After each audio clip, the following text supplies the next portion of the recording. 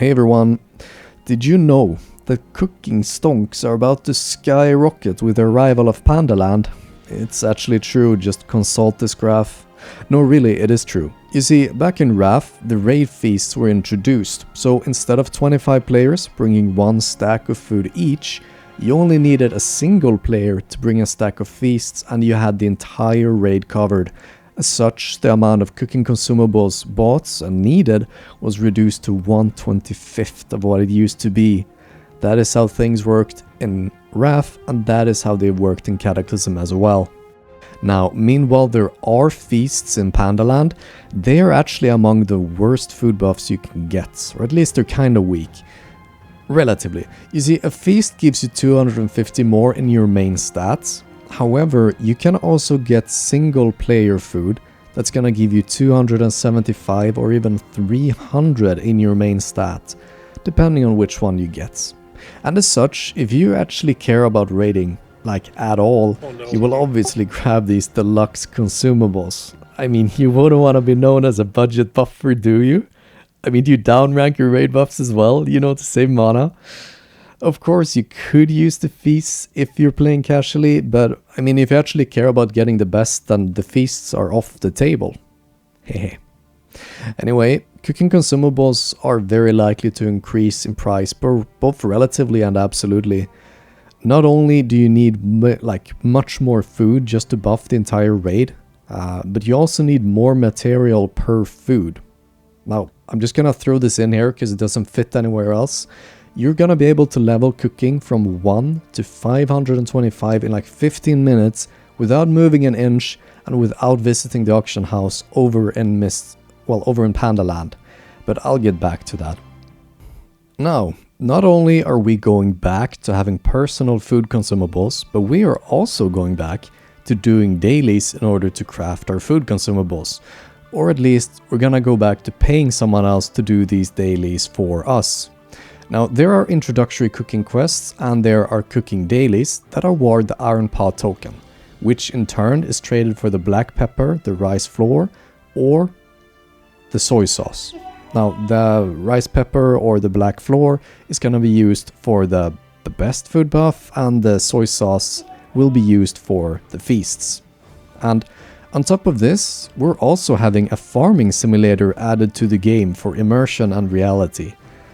Cooking is gonna get an entire reputation tied to it as well, and as you progress with this reputation, you will unlock more farmlands and even unlock new seeds so that you can farm more than just veggies. You'll be able to have cactuses that rips the clothes of people, thus providing you with cloth.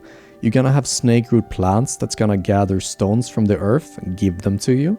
You're gonna have raptor leaf plants that are gonna eat vermin and then give you the skinning materials.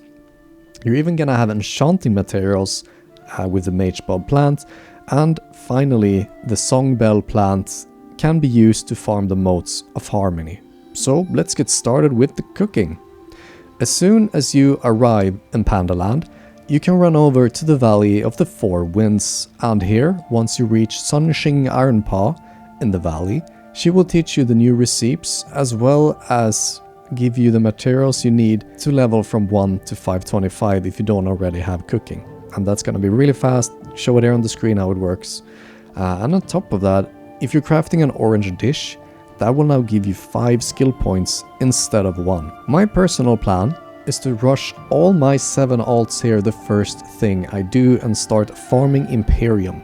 So I will kind of orient this guide around doing that. Now be aware that the dailies, the cooking dailies, are not unlocked until you're level 90. However, you can still do some farming and you can do the introductory quests, which will give you a total of 14 Iron Pot tokens. So that's pretty good. And on top of that, while you're doing some farming, just logging in once a day, because the veggies take 24 hours to mature, you can also chill in this inn right here and just collect some rested experience while making passive gold. Also, there is a vendor here selling a full set of 372 green gear in case you just don't have that good gear on your alt. Now, as I make my way to the Valley of the Four Winds, I'm gonna pick up many of the items required for the introductory quest with the cooking tiller's reputation. Now, out of the required items, the following can somewhat easily be picked up. We can get some tiger shrimps from fishing in the jade forest. We can get some jade lungfish from fishing in the jade forest. We can get some raw tiger steaks from killing tigers in the jade forest. And we can get some wild fowl breasts from killing big chickens, also called cranes, in the Valley of the Four Winds. Now, when it comes to the juicy, crunchy carrots, I would recommend using an iron pot token to purchase these, as there really isn't any good way to farm carrots. You will get 25 carrots from a single token, and you only need 5, so you can send off the remaining 20 to your different alts. Now, you could technically buy everything you need for these quests using the iron pot tokens, but the tokens are kinda the thing we're after, so optimally you just save them, and you kinda can. Now, as I run my main over to the tillers in the valley, I'll just farm these materials for myself and for all my alts, and then just farm them over. Send them over. Now, once you've turned in all the quests, which is very fast, you will unlock a second round of quests. These quests will give back the materials you originally handed in, and now you just cook these up into a few dishes and turn them in. Once you've done all of that a second time, you unlock the final Keeping It Fresh quest, where you buy a raw tiger steak container, you turn that in, and bam, you've unlocked the dailies. Or at least you've done that requirement for them. You need to ding 90 as well.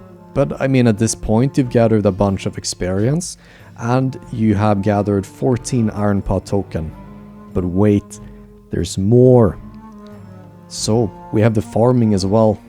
Once you reach the tillers, you can talk to Mr. Feng Shui, I think that's how his name is pronounced, and after a short introductory quest chain, you can start your farming.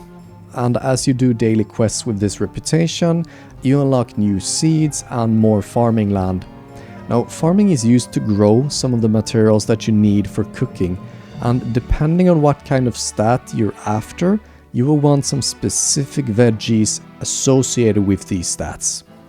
So, the 4 ways of cooking. There is actually 5, but one of them will just give you spirit food, and I'm just gonna ignore that. I mean, maybe spirit is like amazing for healers, but I assume they're just gonna use intellect food, so spirit is ignored. There are 4 real ways. Well, 4 plus 2 actually. You have grilling, way of the grill, that gives you strength food. You have way of the pot, that gives you intellect food. Way of the wok, that's agility. You have way of the oven, that gives you stamina. And finally, you have way of the brew. These give you headaches and hallucinations. That might be very cool, but I don't think they give you much in terms of stats, at least as far as I know. Now, each one of these different ways has their own recipes associated with them, and they will require different veggies, fish, and or meat. So here's a little chart of everything you need. Consider these when you decide what to reap and sow. Note that you will need a lot of these items, and a single crop will only give you 7 veggies. So the 275 strength food, that's 5 strip melon. The 300 food, that's 25 green cabbages. Intellect 275, 5 juicy crunch carrots. What else?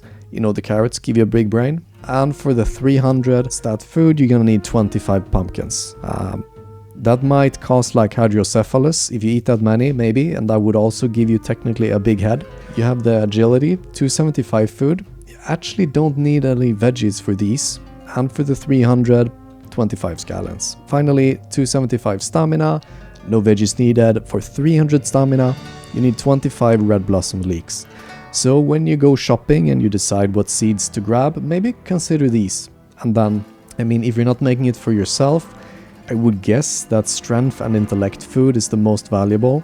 Partially because warriors and death knights use strength, and I mean those boys min-max as hard as they can. And intellect, well, you're gonna have all the caster DPS and all the healers using this food, so maybe some crunchy carrots, or maybe even some pumpkins, could be worth it. Now, the guide is becoming a bit long at this point. I mean, we still haven't talked about the tiller's reputation really, or the dailies that they offer, but that will probably be a future video. Now note that the dailies aren't available until you reach level 90, but you can still do the farming, you can still grab 14 tokens from doing intro quests, and then you can just chill here and, you know, farm the lands. Now make sure to subscribe, like, click the bell, everything, so you don't miss out on the future video. Anyway, this guide will get you started with these 14 tokens right away, per character at level 85, and you'll be able to utilize all your alts to farm cooking materials and make gold. As I said before, the tokens can be exchanged for materials that you need to craft the best cooking consumables.